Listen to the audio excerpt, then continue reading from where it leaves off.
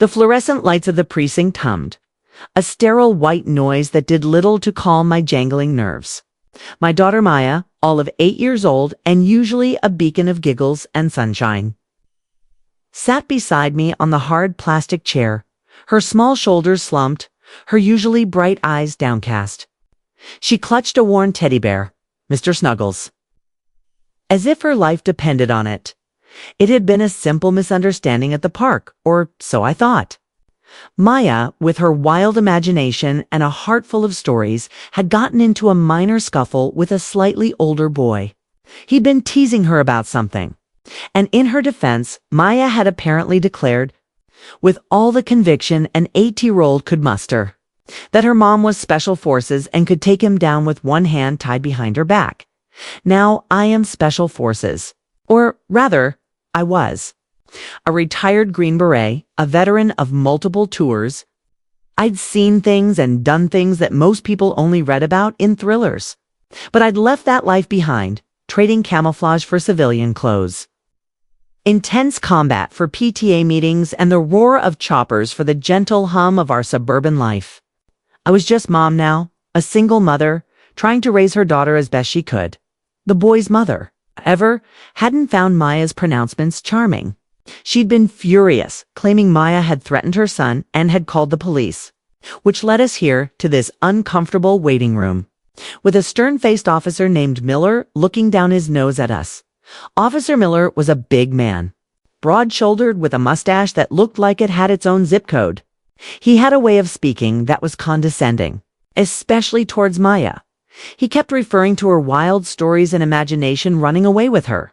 So, little lady, he'd said, leaning forward on his desk, his voice dripping with sarcasm. Your mom's a big, bad Special Forces soldier, huh? Does she fly a jet too? Maybe she has a secret invisible car. Maya, usually so quick with a comeback, just shrunk further into her seat. My heart ached for her. She wasn't lying to be malicious. She was just proud of her mom, and maybe, just maybe, she missed the stories I used to tell her about my adventures before I realized she was actually believing them literally. I'd always tried to downplay my past, wanting her to have a normal childhood, free from the shadows of my former life. Officer, I'd interjected, my voice calm but firm. Maya was just being a child. There was no actual threat. He'd waved a dismissive hand. Mothers always say that. It's a classic. My kid's an angel. Look, ma'am, we've had a complaint. Your daughter made a direct threat, claiming you're some kind of super soldier. We need to get to the bottom of this. He turned back to Maya. So tell me, what's your mom's rank? What unit was she in? I'm sure she's told you all about her missions, right? He even made air quotes around the word missions. Maya looked at me, her eyes wide, a silent plea for help. I felt a surge of protectiveness so strong it almost made me forget where we were. I wanted to tell him to back off, to leave my daughter alone. But I knew that wouldn't help our situation. I sighed, running a hand through my hair. Officer Miller, I assure you, Maya was just expressing her pride in her mother. I was in the military. I was Special Forces. He let out a short, incredulous laugh. Oh, really? And what? You're expecting me to believe that a woman your size, your civilian appearance, was some kind of commando? Come on, ma'am. Let's be realistic. You're probably just trying to cover for your daughter's bad behavior. My jaw tightened. My size was a compact 5 feet 3 inches, but in my prime, I could outrun, outshoot, and outthink men twice his size. My civilian appearance was a pair of jeans and a comfortable sweater. A far cry from the tactical gear I used to wear. But it didn't change who I was. I have my discharge papers. If you'd like to see them, I offered, my voice now carefully neutral. He scoffed. Anyone can get fake papers these days. Look, ma'am, I appreciate you trying to be supportive, but this is serious. We've got a child making threats based on what she believes is your impressive background. It's not a game. He stood up, towering over Maya. Now, little girl, what exactly did your supermom do in the Special Forces? Did she fight dragons? Did she rescue princesses? Maya's lip began to tremble. I could see the hurt in her eyes, the shame. This man was not just mocking me. He was making my daughter feel foolish for believing in me. That was unforgivable. "Officer Miller," I said, my voice cutting through his. A different kind of calm now, one born of years of training to keep a level head in stressful situations. "My daughter has done nothing wrong.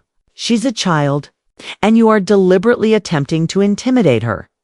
He spun around, his face reddening. "I am doing my job, ma'am. I'm trying to ascertain the truth here. And the truth is, your daughter made a threat based on a fantasy." "It's not a fantasy," Maya whispered, her voice barely audible. "My mom's really strong. She can carry me and all my toys at once." Officer Miller let out another booming laugh, one that echoed in the small room. "Oh, she can carry toys. Well, I guess that makes her a one-woman army, doesn't it?" That was it. My patience, which had been stretched thin, finally snapped. I took a deep breath, and then another. I looked at Maya, who was now close to tears. Her small face crumpled. And then I looked at Officer Miller, who was still smirking. "You want to know what I did in Special Forces, Officer Miller?"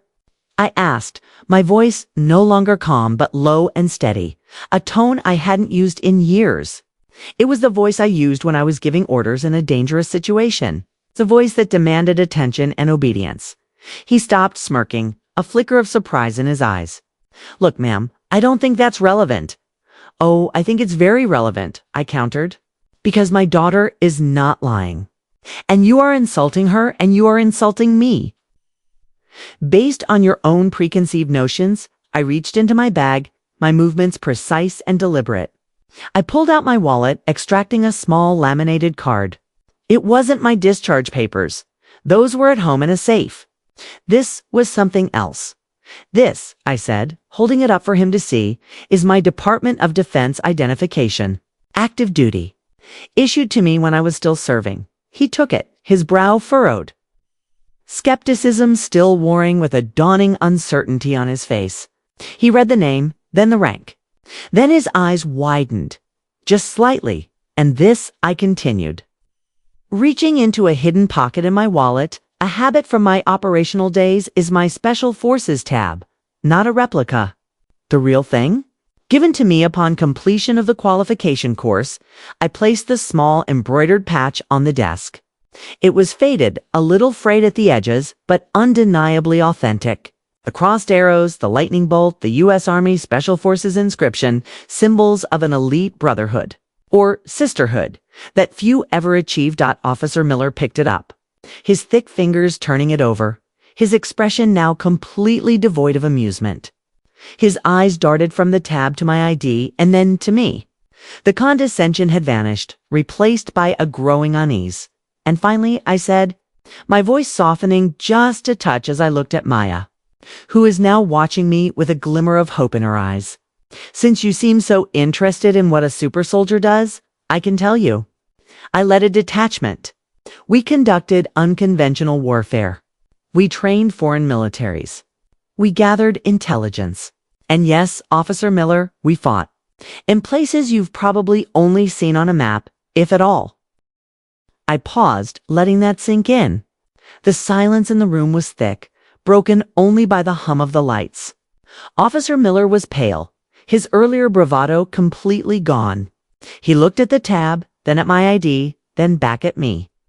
As if seeing me for the very first time, I retired honorably. I continued because I wanted to raise my daughter.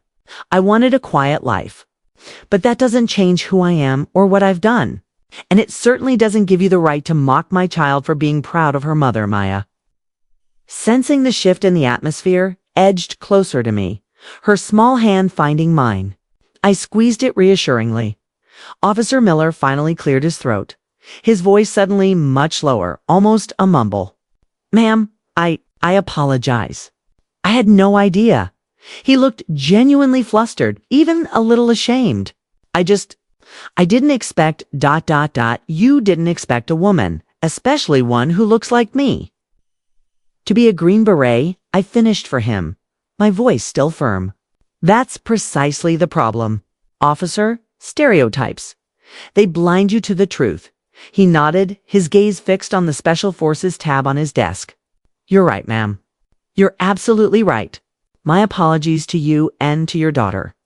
He pushed the tab back across the desk towards me. "I was out of line. Yes, you were," I agreed, taking the tab and tucking it carefully back into my wallet. He then turned to Maya, and for the first time his gaze was gentle. "Maya," he said, "I'm very sorry. Your mom is clearly a very impressive person, and you have every right to be proud of her." Maya looked up at me, a shy smile finally gracing her lips. I gave her a wink. "Now, Officer Miller said, picking up the incident report about this complaint, I think we can consider this a misunderstanding. No charges, no further action required. Just a very proud daughter and a very accomplished mother." He looked at me, a different kind of respect now in his eyes. "Thank you for your service, ma'am." "Truly," I nodded, a small, knowing smile playing on my lips. "You're welcome, officer." As we walked out of the precinct, the sunlight felt even brighter. Maya skipped beside me. Her Mr. Snuggles clutched tightly, but her shoulders were no longer slumped. Her eyes were bright again. "Mom," she said, looking up at me, "you were so cool. Like, super cool." He looked really scared. I laughed, a genuine, heartfelt laugh that finally released the tension that had been coiling inside me. "Well, sweetie, sometimes people just need a little reminder that you can't judge a book by its cover. And you're the strongest mom in the whole world," she added, her voice full of admiration. I bent down and scooped her up, twirling her around. "And you, my love, are the bravest girl I know." Holding her close, I realized something important. For so long, I had tried to shield Maya from my past, from the realities of who I was. But in trying to create a normal life for her, I had inadvertently made her feel like she had to hide her pride, or that my past was something to be ashamed of. Today had shown me that, being honest, being myself was the best thing I could do for her. Because my history wasn't just mine. It was a part of our story, a testament to resilience and strength. And if Maya wanted to tell the world her mom was Special Forces, then by golly, she had every right to dot. As we continued our walk home, I started to tell her a story, not of dragons or princesses, but a slightly sanitized version of a real mission. One where teamwork and quick thinking saved the day. Maya listened, mesmerized, her imagination alight. But this time, it was fueled by a truth that, finally, had been acknowledged and respected. And for the first time in a long time, I felt truly at peace with both my past and my present, knowing that my daughter saw me not just as mom, but as the strong, capable woman I truly was. The woman who had served her country and who now, more than ever, served the most important mission of all, being a loving mother.